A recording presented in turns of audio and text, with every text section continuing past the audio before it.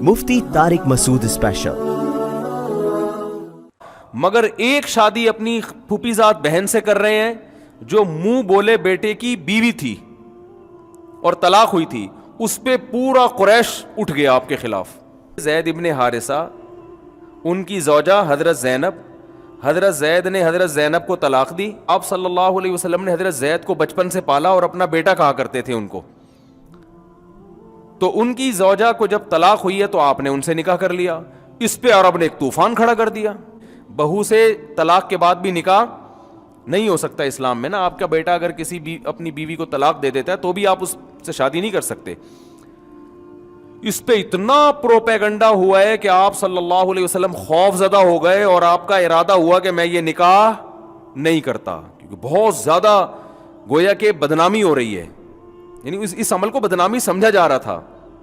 نبی کی تو بدنامی نہیں ہو سکتی، لیکن وہ سمجھ رہے تھے کہ اس میں بدنامی ہے۔ تو آپ نے یہاں تک ارادہ کیا کہ میں یہ نکاح نہیں کرتا، کیونکہ فرض تو نہیں ہے نا بھائی، کوئی فرض تھوڑی ہے، لیکن اللہ نے آپ پہ فرض کر دیا، فرمایا آپ کو کرنا پڑے گا۔ تو وہ چیختے رہے، چلاتے رہے، اپنی بہو سے نکاح کر لیا، اپنی بہو سے نکاح کر لیا، اپنی بہو سے نکاح کر لیا۔ اور نبی صلی اللہ علیہ وسلم تو بشر تھے، بہرحال آپ اس دباؤ میں آئے تو اللہ فرماتے ہیں اتخش الناس، کیا آپ لوگوں سے ڈر رہے ہو؟ واللہ احق ان تخشاہ، اللہ سے ڈرو۔ زوجنا کہا، اور اللہ نے اپنے نبی سے فرمایا کہ آپ کو نکاح کرنے کی ضرورت نہیں، ہم نے کر دیا ہے، یہ آپ آپشنل نہیں ہے۔ جتنے بھی نکاح ہیں آپ کی مرضی سے ہوئے ہیں، جتنے بھی نکاح ہوئے ہیں وہ آپ کی مرضی سے ہوئے ہیں، یہ آپ کی مرضی نہیں ہے، ہم نے آسمانوں پہ آپ کا نکاح پڑھا دیا ہے، یہ آپ کے پاس آپشن ہی نہیں ہے نو کا۔ تو انسان کی نیچر یہ ہے۔ ہاں، پھر نبی صلی اللہ علیہ وسلم کی جہاں جہاں مخالفت ہوئی، ایک بت پرستی کے خلاف جب آپ نے آواز اٹھائی، آپ نے بہت ساری شادیاں کی، عربوں نے اس میں آپ کی مخالفت نہیں کی۔ یہ تو بعد کے لوگوں کے اعتراضات ہیں، غیر مسلموں کے، اتنی شادیاں، عرب میں کسی ایک نے ذرا سا بھی اعتراض نہیں کیا، ان کے کلچر کا حصہ تھا یہ۔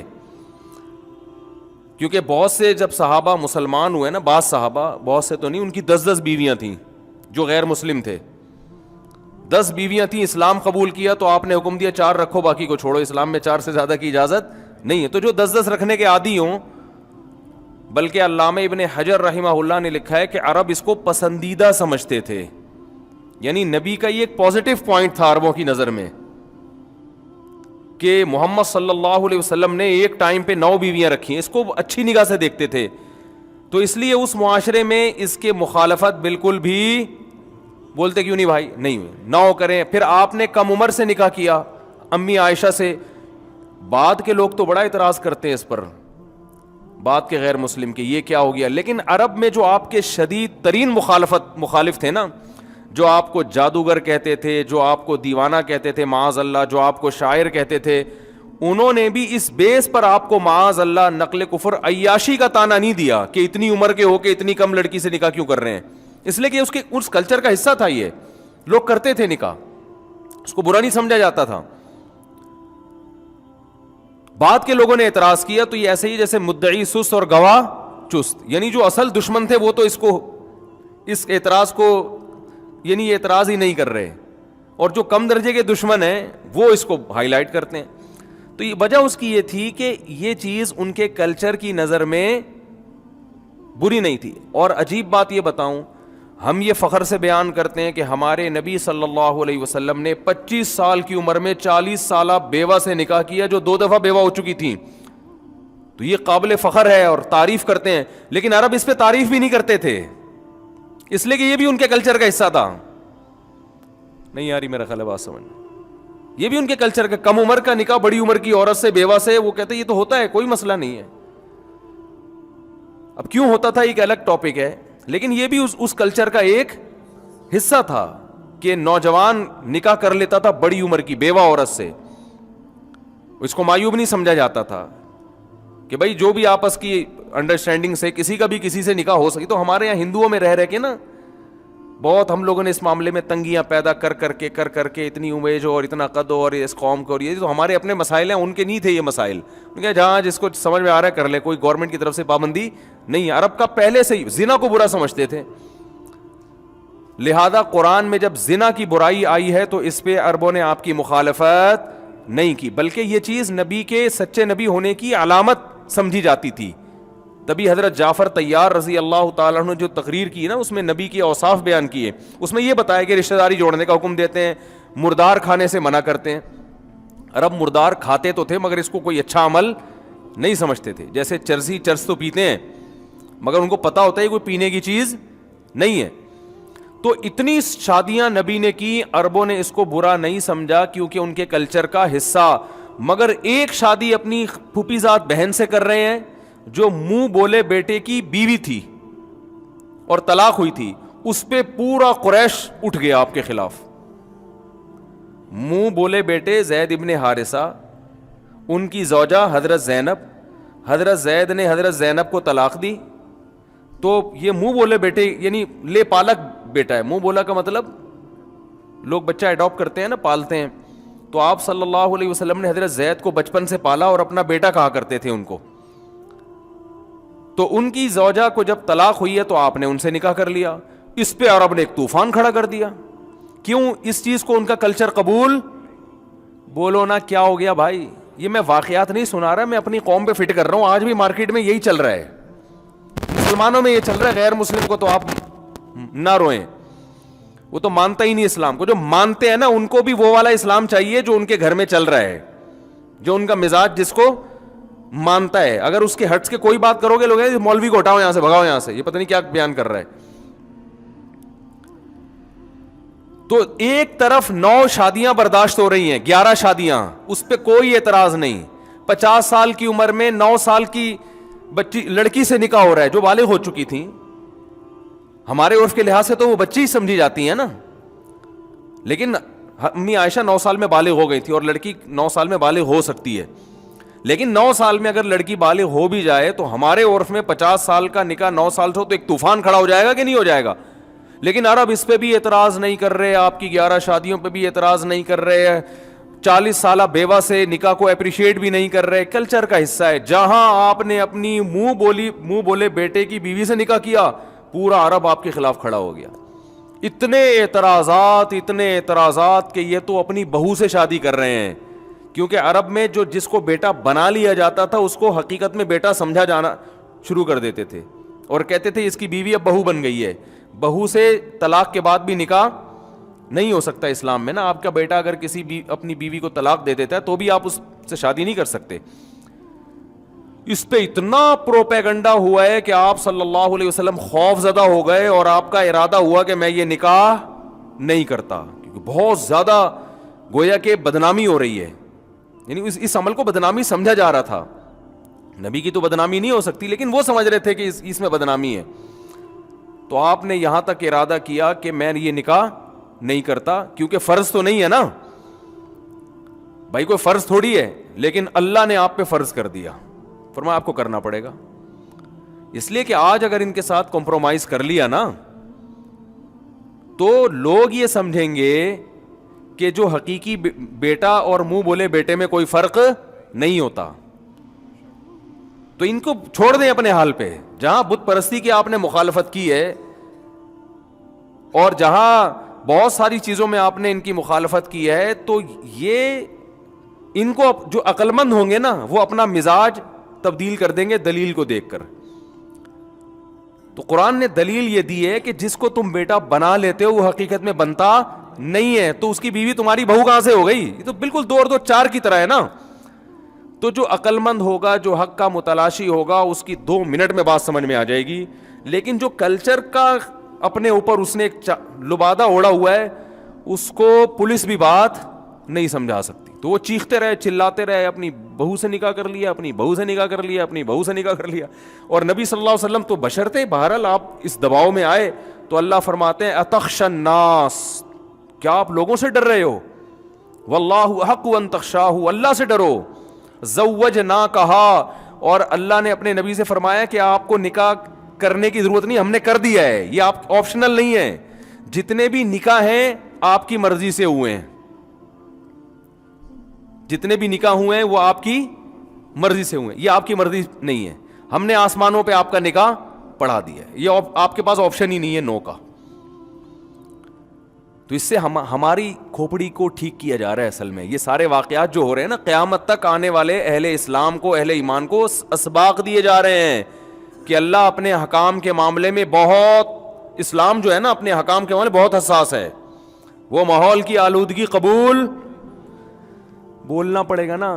اب بولنے کا جہاں رواج ہے وہاں تو لوگ بولتے ہیں. پنجاب میں بولنے کا رواج ہے, میں جملہ ادھورا چھوڑتا ہوں, سارے بول پڑتے ہیں, مجھے ایک دم, تو میں تو پورا مجمع ایک دم بولنے لگتا ہے. میں نے کہا یار یہ تو پائے وائے کھا کے بیٹھے ہوئے ہیں ماشاء اللہ. کراچی میں رواج نہیں ہے تو وہ مزاج کے خلاف بولتے بھی رہو تو نہیں بول رہے ہوتے. تو جملہ مکمل کریں گے نا تو مجھے بولنے میں آسانی ہوتی ہے کہ ماشاء اللہ بیدار مغزی کے ساتھ لوگ بات کو سن رہے ہیں. تو اسلام اس معاملے میں بہت حساس ہے کہ جو میں کہہ رہا ہوں بس وہی کیا ہے, ٹھیک ہے. کیونکہ جب اللہ کا دین ہے پھر اس میں لچک نہیں ہے کہ اللہ نے ایک حکم دیا, اللہ نے کہا غور کر لو, اگر سمجھ میں آتا ہے تو ٹھیک ہے, نہیں آتا تو تمہاری مرضی. ابا اگر نہیں راضی اس پہ, یہ تمہارا کلچر قبول نہیں کر رہا. ہاں کچھ احکام ایسے ہوتے ہیں جو واجب کے درجے میں نہیں ہوتے, اور نہ اس سے کوئی شرعی حکم ٹوٹ رہا ہوتا ہے, نہ اس میں کوئی ترغیب ہو رہی ہوتی ہے, تو اس میں کوئی اگر کلچر کی رعایت میں چھوڑ دے تو اس میں کوئی حرج نہیں ہے اگر فتنے کا اندیشہ ہے.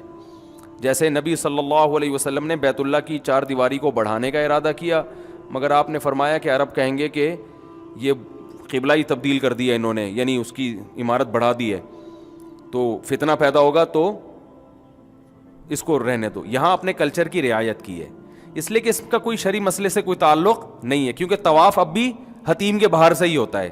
تو بیت اللہ 4 دیواری کا نام تو ہے نہیں, بیت اللہ تو نام ہے اس سمت کا, تو اس سمت کی طرف رخ کر کے نماز بھی لوگ پڑھتے ہیں, طواف بھی ہو رہا ہے.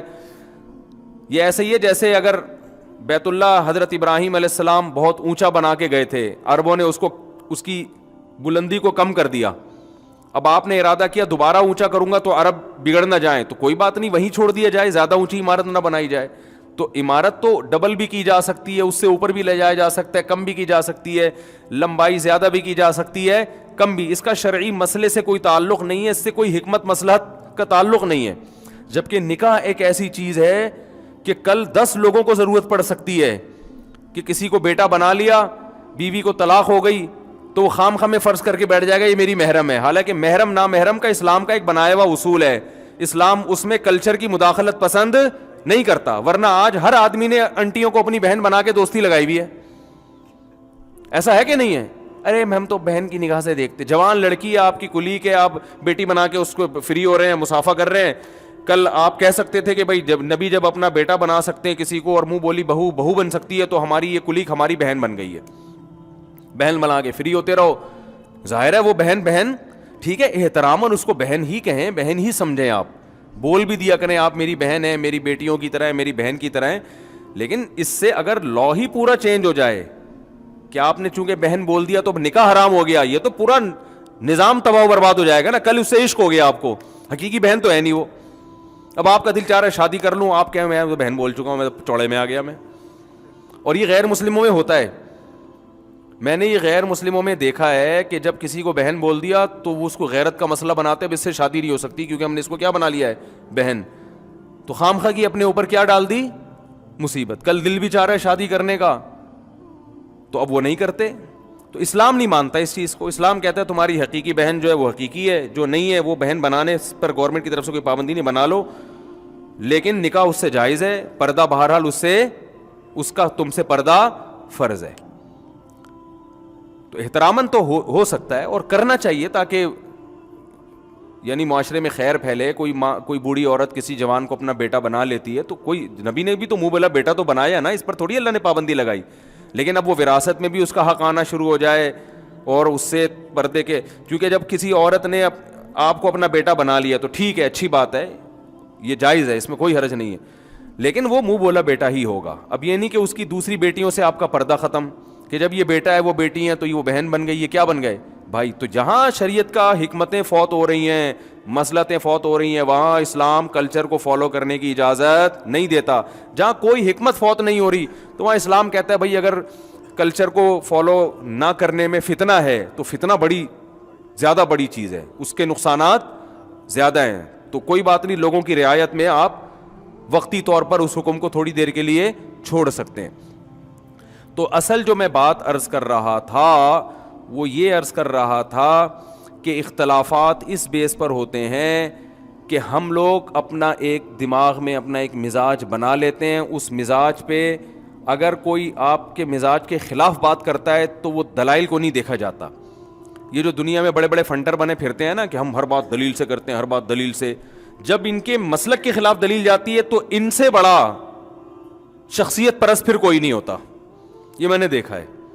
آج کل چینلوں پہ بہت سے لوگ آ رہے ہیں ہم شخصیت پرستی کے قائل نہیں ہیں, ہم دلیل سے بات کرتے ہیں, لیکن جب آپ ان کے خلاف کوئی دلیل قائم کر دیں تو ان کے جو مریدین ہیں وہ کبھی اپنے شیخ و مرشد کے خلاف سننے کے لیے آمادہ نہیں ہوتے, کیونکہ انہوں نے سن کے ایک عقیدت اتنی پیدا ہو چکی ہوتی ہے کہ وہ پھر خلاف سننا پسند نہیں کرتے اور وہ پھر دلیل کو فالو نہیں کرتے. وہ تو قرآن میں اللہ نے نبی صلی اللہ علیہ وسلم کو تسلی دی. تو میں اس پہ بات کر رہا تھا, یہ جو میں چارجر کی بات کرتا ہوں اس میں بھی لوگ بہت ٹینشن میں آتے ہیں, کیونکہ نہ خود کرنی ہے, کیونکہ بھائی ایک مصیبت پالنا صحیح ہے نا, اور نہ اپنی بیٹیوں پہ کوئی سوکن لانا چاہتا ہے, اور نہ اپنے بیٹوں کو چاہتا ہے کہ میرے گھر میں اب دوسری بہو بھی آئے, اسی والے سے آئے, پھر ایک فساد, تو فساد ہی فساد نظر آ رہا ہے, یعنی انفرادی فساد.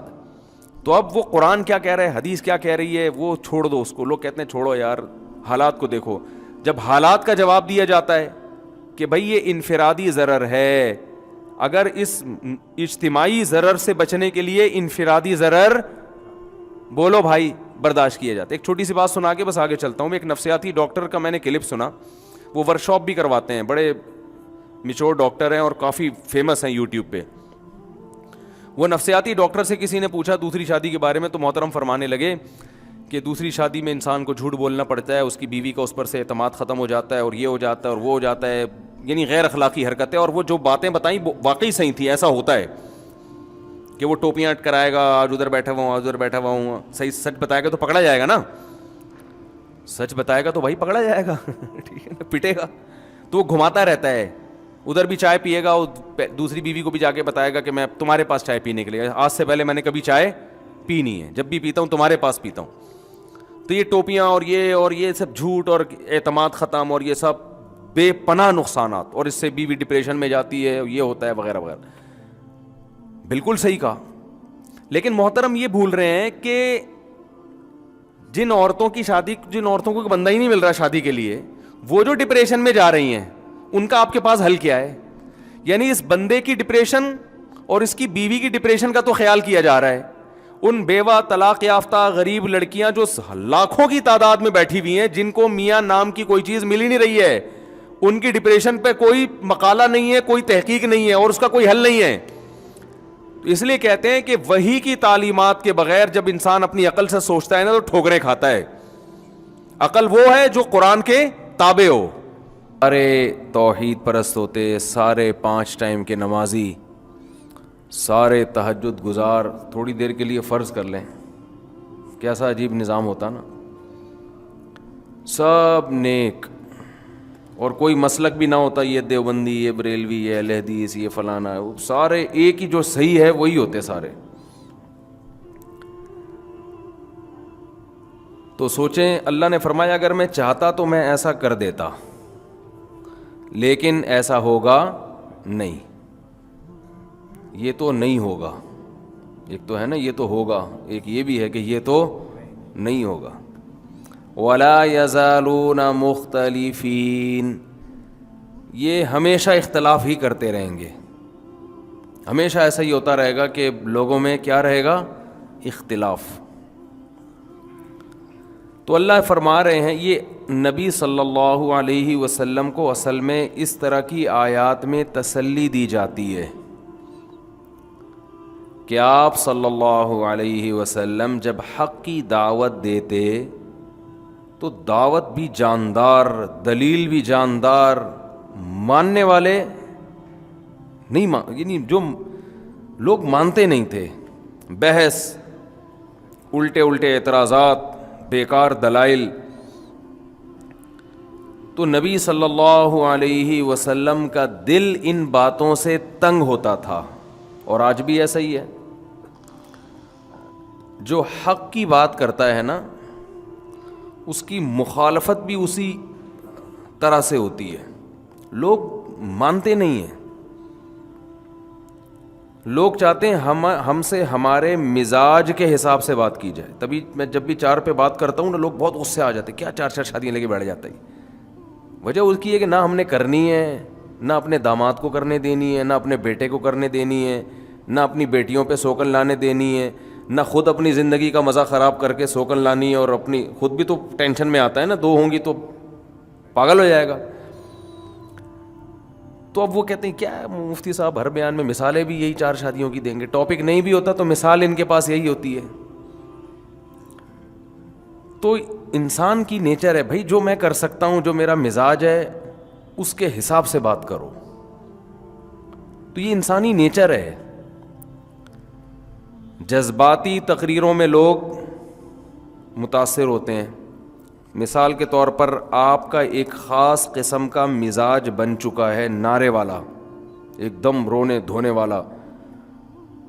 جیسے محرم میں بعض لوگ اگر ان کو نہ رلایا جائے, کوئی خطیب آ کے ان کو نہ رلائے, تو بعض لوگوں میں, سب کی بات نہیں کر رہا, ان کا پھر یہ اصول ہوتا ہے کہ وہ پھر یہ تو خطیب ہی نہیں ہے, کیونکہ مزاج یہ بن چکا ہے کہ رونا ہے.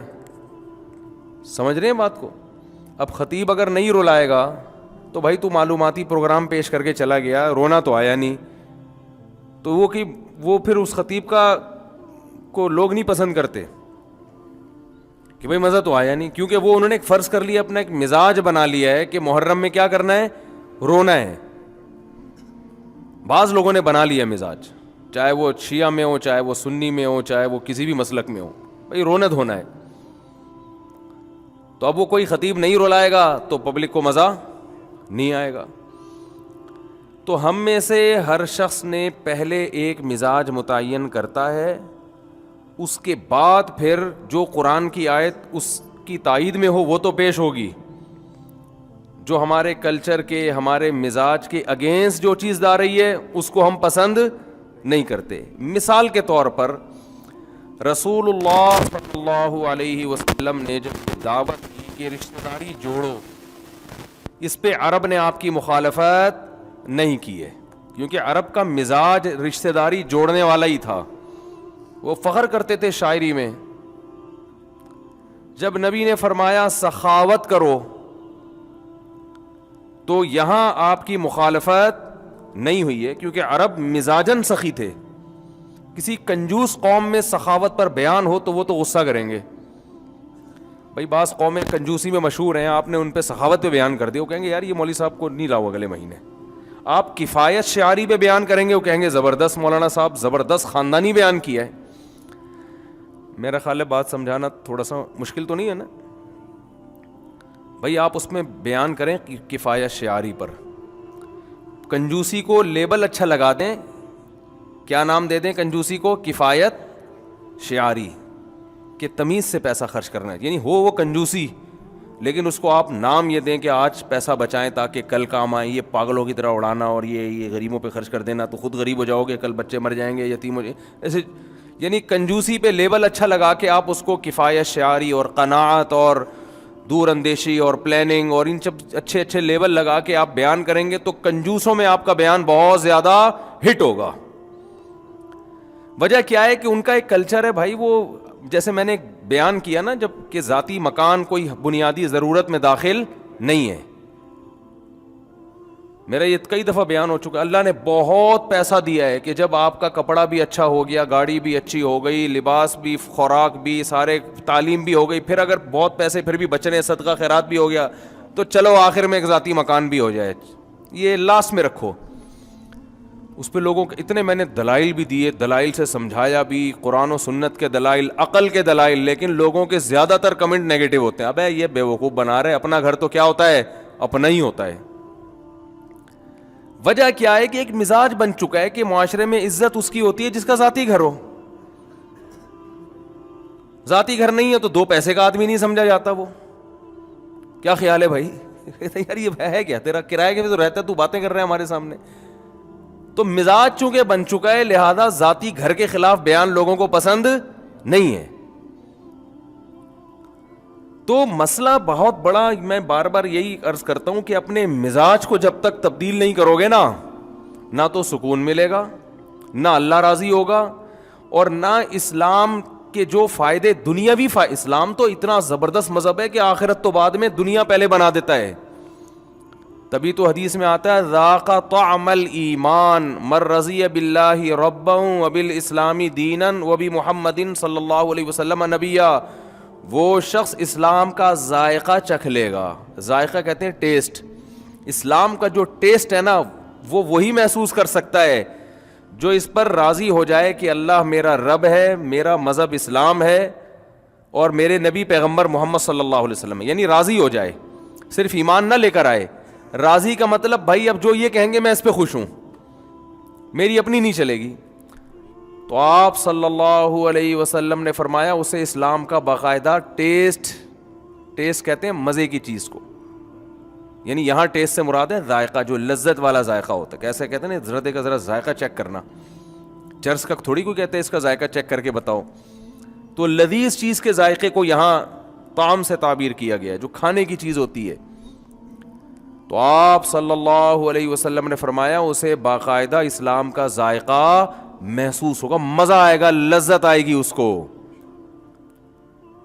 تو جب بھی آپ کوئی, ہاں میں عرض کر رہا تھا کہ آپ صلی اللہ علیہ وسلم نے سخاوت پر جو بات کی, عربوں نے اس میں آپ کی مخالفت بولو بھائی نہیں کی, وہ سخاوت پہ فخر کرتے تھے. بہادری کی جب بات کی عربوں نے اس کی مخالفت نہیں کی. رشتہ داری جوڑنے کی بات کی ہے, عربوں نے اس کی مخالفت نہیں کی. بت پرستی کی بات کی ہے تو پورا معاشرہ خلاف ہو گیا کہ بھئی یہ ہمارے باپ دادا کے بتوں کو برا بھلا کہتے ہیں. یہ بت پرستی کے خلاف آپ گوروں کے سامنے بیان کرو, انگریزوں کے سامنے, انہیں تکلیف بولتے کیوں نہیں بھائی؟ نہیں ہوگی, حالانکہ وہ بھی غیر مسلم ہیں. مشرکین مکہ بھی کیا تھے؟ غیر مسلم.